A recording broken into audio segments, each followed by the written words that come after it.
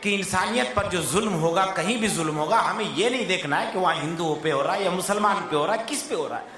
کسی بھی طریقے سے ہو رہا ہے تو وہاں ہندو کے بھی دھرم گرو ہونی چاہیے، مسلمانوں کے بھی دھرم گرو ہوں، اور سب لوگ وہاں جا کر کے اپنے آپ کو بیٹھ جائے اور اس وقت تک وہاں سے واپس نہیں ہو جب تک کہ اس اسٹیٹ سے، اس جگہ سے، اس بستی سے دنگا ختم نہ ہو جائے۔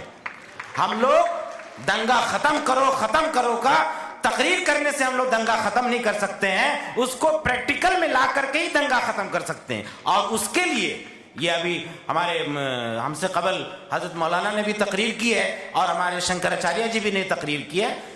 دنیا میں اللہ نے مختلف قسم کے لوگوں کو پیدا کیا ہے، مختلف مذہب ہے، دھرم ہے، مختلف لوگوں کو ماننے کا اور مسلک ہے، لیکن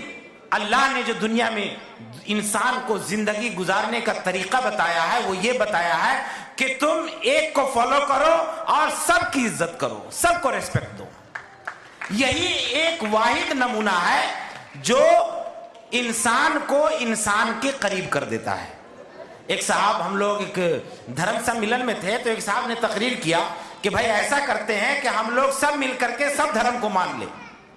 ہم نے کہا بھائی ایسا نہیں ہو سکتا ہے، سب مل کر کے سب دھرم کو سب نہیں مان سکتے، اس لیے کہ دھرم جو ہے یہ کسی رسم و رواج کا نام نہیں ہے، دھرم ایک سچائی کا نام ہے، اور سچائی یقین چاہتی ہے، اور یقین کے ساتھ کوئی شخص کسی ایک ہی عورت کو اپنی ماں بنا سکتا ہے، 1000 عورت اس کی ماں نہیں بن سکتی۔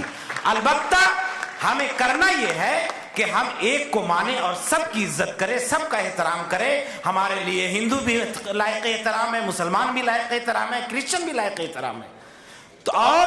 ہر دنگا جہاں سے شروع ہوتا ہے، یہ ہر انسان کو اللہ نے آزاد پیدا کیا ہے اور اس کی آزادی کی ایک لمٹ رکھی ہے اللہ نے۔ ایک واقعہ، چھوٹا سا میں ایک واقعہ بتاتا ہوں، آپ کو بھی بہت جلدی ہے، مجھے بھی جلدی ہے۔ جب امریکہ آزاد ہوا تھا تو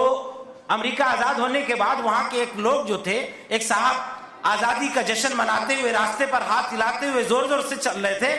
سامنے سے ایک صاحب آئے، ان کے ناک پہ اس کا ہاتھ لگا اور اس کے ناک سے خون گرنا شروع ہو گیا۔ تو جس کو چوٹ لگی اس نے کہا بھائی یہ کون سا کام کر رہے ہو تم؟ بولے ارے تمہیں پتہ نہیں آج ہم آزاد ہیں۔ تو جس کو چوٹ لگی تھی اس نے کہا کہ بھائی تمہاری آزادی وہاں ختم ہو جاتی ہے جہاں سے میری ناک شروع ہوتی ہے،